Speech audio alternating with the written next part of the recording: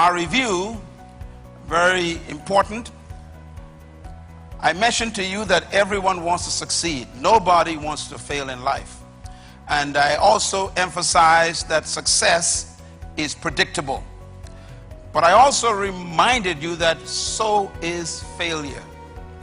You can predict failure and success, and there's a reason why. The reason why you can do that is because of number 4. Everything in life was designed and created to function by laws. And therefore, laws make life predictable. Laws make life simple. That means that God designed everything in life to function by laws.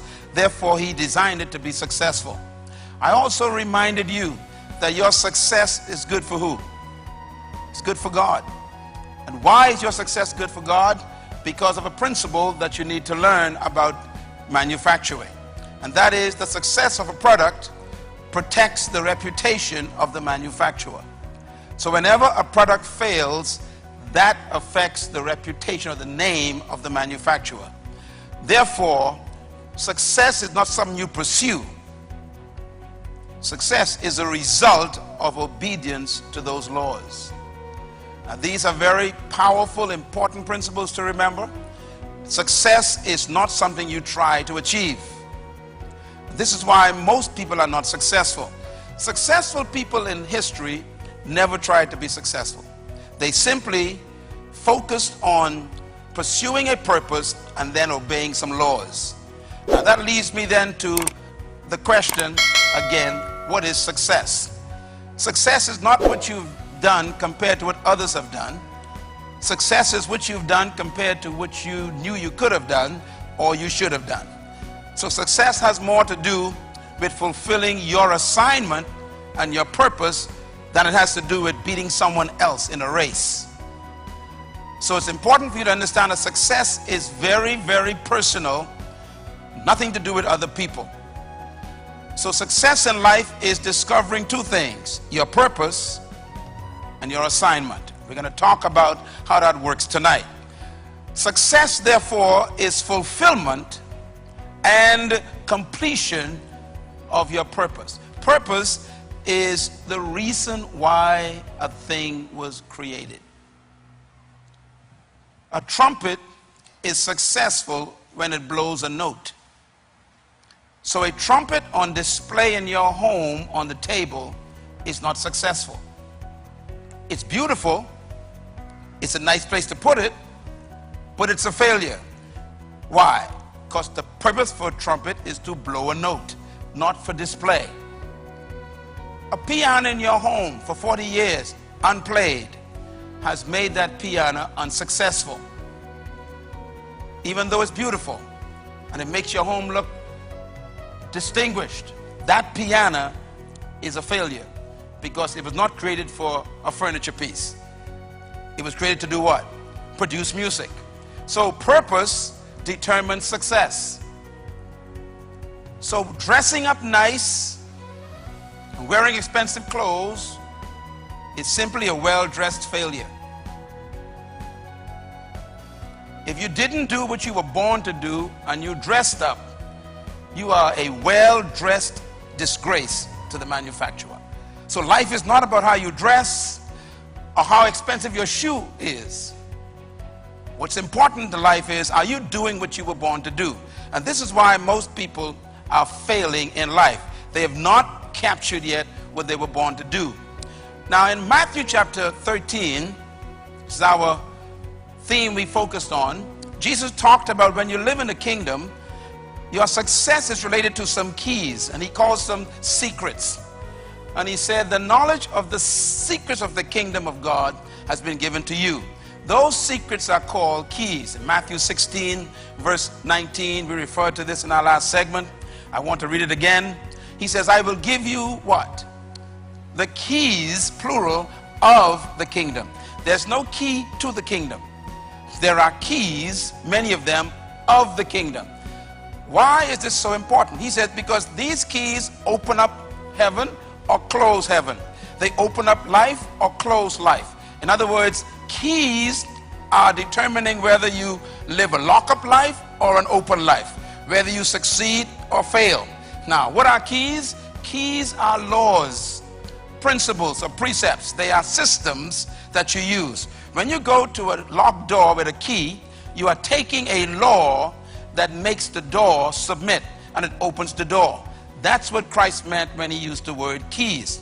Keys are systems or laws by which everything functions.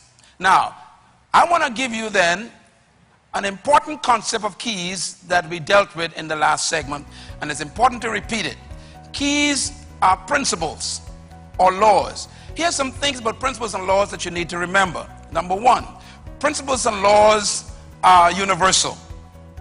That is important because that means you don't need to change your country to be successful. A lot of people think if I can just make it to a certain country, I'll make it in life. I have gone to countries where people have left their homes, and today they are sweeping the streets in that country, and they have a lower job in that country than they had in their former country. And some of those people having to go back to their countries because they thought that the country determined their success. Some of you think if you were to leave the Bahamas and go to America, you'll make it. Believe me, it's not a matter of where you are located. The issue is, do you know the laws of success? Secondly, principles and laws are permanent. That means they are the same for Moses as they are for you today. Laws do not change. Number three, principles and laws work everywhere and anywhere. Again, that's important. They work in the midst of a crisis, or they work where there is no crisis. They work anywhere, anytime. Number four, principles and laws are not partial. That means laws don't work for certain race of people and then don't work for some other race of people. Laws work for all people.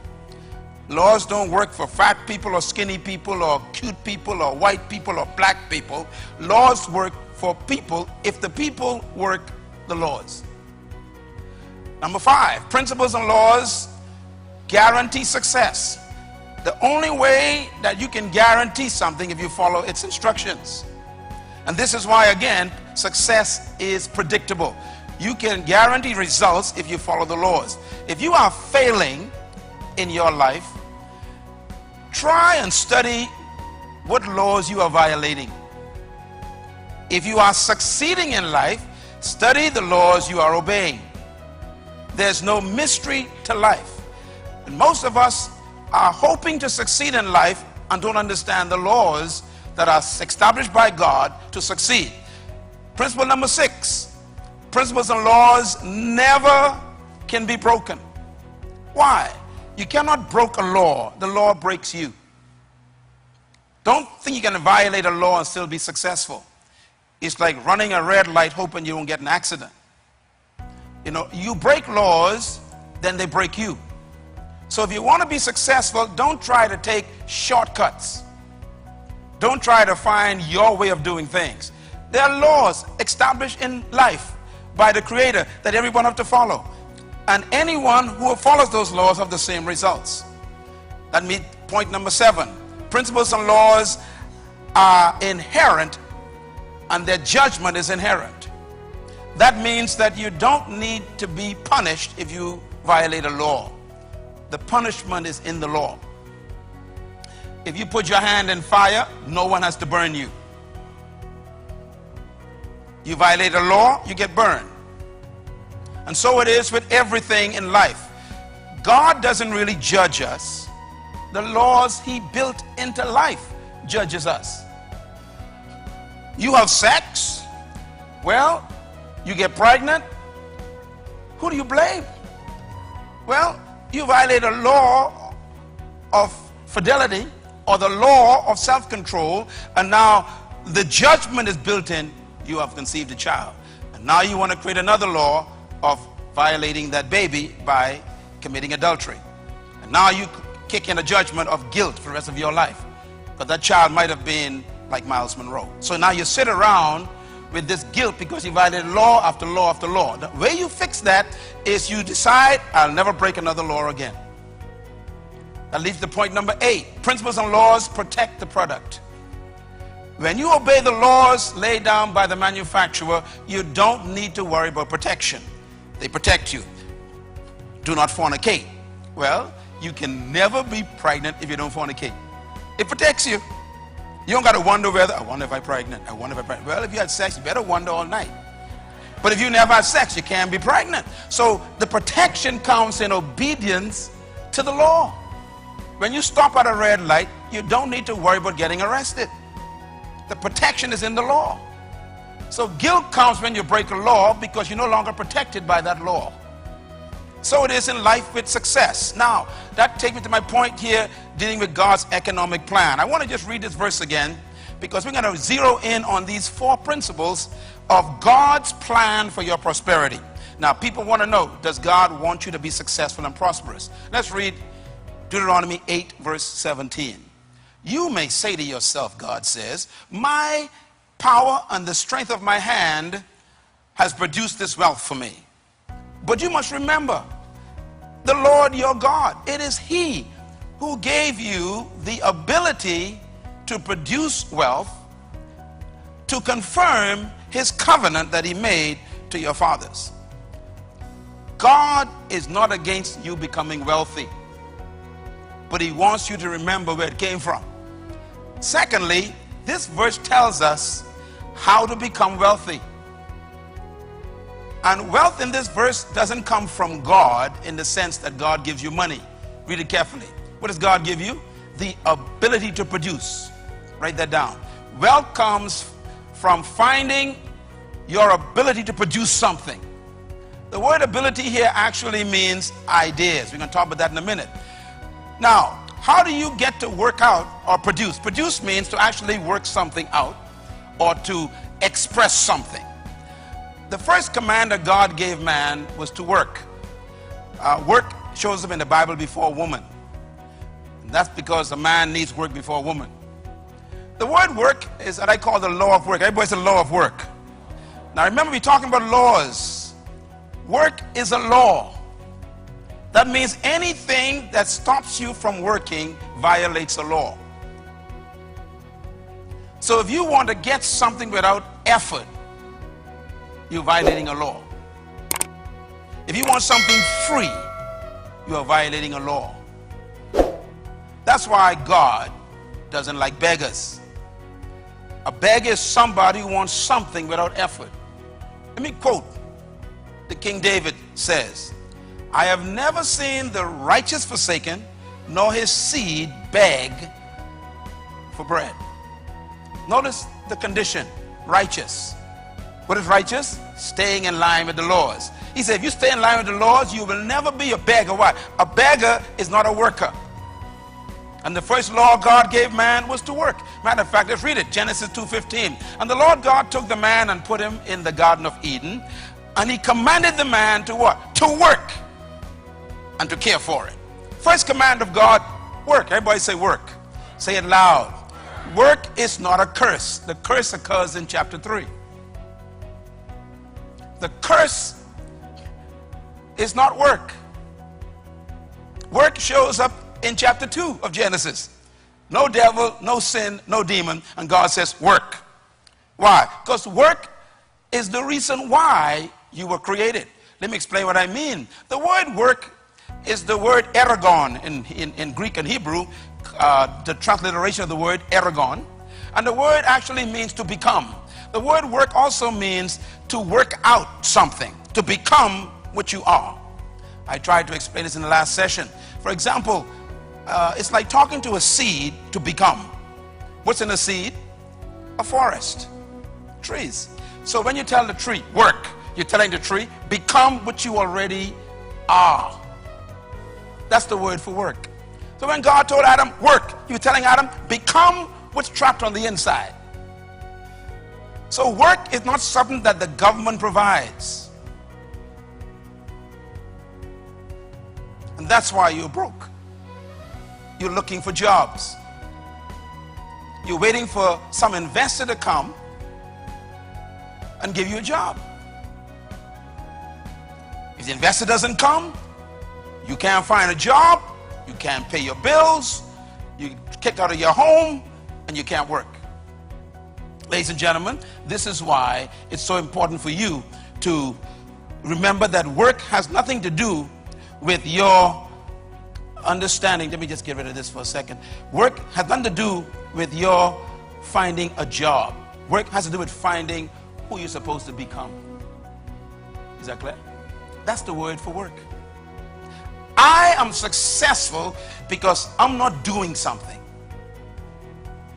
I am becoming something. Write this down, please. Very important. Work is like a seed becoming a tree. It's like a bird flying. A bird was designed to fly. That's its work. So when a bird is flying, you can actually say the bird is working. When a tree comes out of a seed, you can say the seed is working. When a fish is swimming, you can say the fish is working. Why? It's becoming what it is. Therefore, work is like a seed becoming a tree. Now, let me just say this quickly. Not all jobs are your work. Most people go to a place where they can't become. Why? Because you are restricted by what the job tells you to do and what you cannot do. And this is why most people hate their jobs, because their jobs actually suffocate their real gift. And so they find themselves hating Monday mornings, going to a place they don't like, and they can't wait to leave it because it's like a bird trapped in a cage for 8 hours. Why? Because you are not really working. You have a job. Your job, therefore, will never be your work because it traps you. Your work can become your job if you find your work in your job. In other words, if you have a job where you are becoming, then you are not on a job. You're going to work. It's like a singer who was born to sing and he has a singing business, a job. Well, he's not going to work.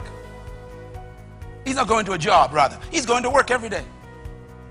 Let me say something very interesting. Jesus said all the time, I work the work of him that sent me.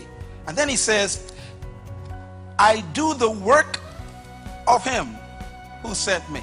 And then he says, my Father works, therefore I work, and I came to work the work that the Father gave me to do. He never says job. Jesus had a job, you know. His job was a carpenter.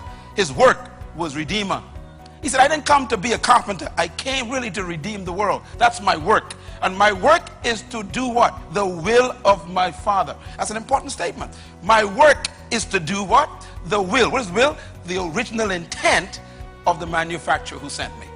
So work is becoming what you were born to be, and work therefore can become your job if you are doing in your job what you were born to do. Is that clear? And this, by the way, this is why most jobs kill people. Jobs can kill you because you can actually be trapped in a place for 40 years, suffocating your life and living in bitterness and hatred and anger, and you are always irritated because you are in a place you don't want to be and don't like to be, and therefore you hate everybody every day for 40 years. And the Bible says what? Bitterness dries up the bones. That means it creates cancer. You ever heard people say, this job is killing me? They are correct. So I've come to you in this session to tell you how to be free from your job so you can find your work, because your prosperity is not in your job. Your prosperity is in your work. And just explain how that works now. Okay, write this down, please. Your goal in life is not to be employed. Say that with me. My goal in life is not to be employed. Say it again. Can you write that down, please? I want you to write it down. Look at it for a second. The number one promise of your governments is jobs. So your goal is to get a job. The young man here tonight comes out of high school. First thing he's told, go get a job. They never say go get a business. The guy who just comes out of college, this lady with a PhD or a master's degree, comes back home, first attempt, got to find a job. It's as if We believe we were born to be employed. But I want to change your thinking tonight. Write a new word down. You were born to be deployed. Everybody say deployed. Say it again, deployed. Employment means somebody else controls you. Deployment means you release what's on the inside of you. Those who deploy themselves employ others. Deployers employ. If you're tired of being employed, focus on being a deployer. I'm going to explain what a deployer is in a minute. But that's where your wealth is. Those who deploy themselves determine their own value. Those who are employed, their value is determined by the one who employed them. So a salary is really someone else's opinion of how much you are worth. When you deploy yourself, you establish your own worth. So a job is employment. Work is deployment. Employment prepares you for deployment. When you go to a job, always remember this is temporary. I am going to use this opportunity to deploy myself. In other words, deployment activates your gifts and energizes your life, not employment. People who are employed are always complaining. Don't look now, you're sitting next to one. You know, this whole stupid job, I'm tired of being here. These folks don't trust me. They don't know what I'm worth. They don't understand me. I hate this place. I'm supposed to be raised. How come I'm getting no raise? I ain't getting promoted. I mean, and they spend years just employed and complaining while they're employed. And the complaint is coming from the fact that their gift is not being activated. Therefore, there's no excitement and no energy in their lives. When you go to a place where your juices come out, where you can release all the desires and the gifts on the inside, you can't wait to get there. As a matter of fact, 5 o'clock becomes depressing when you are in your work. You don't want to leave it. You know, birds don't get tired flying. Did you know that scientists have discovered that birds get energy from flight and that fish get energy from swimming? That means if what you are doing are wearing you out, then that's a sign that you are not in your work. A person who is in their gift hates sunsets. Why? They want the day to be longer because they can't wait to stay in what they're doing. But if you can't wait for 5 o'clock, you watch your clock from 3 o'clock till 5. That means you are not in your work yet. You are on a job. You are employed and not deployed. Write this down. Deployment is the use and the serving of your natural gift to the world. Deployment is the use and the serving of your natural gift to the world. They asked Michael Jackson one time, why do you love singing so much? He said, because singing is me. It is me. But that's true. Remember, work is what you want. It's becoming what you are. So he called it going to work. Singing is not a job to a real singer. So when you find your gift, when you find your deployment, you actually find the gift you serve to the world. And the world will pay you for being yourself.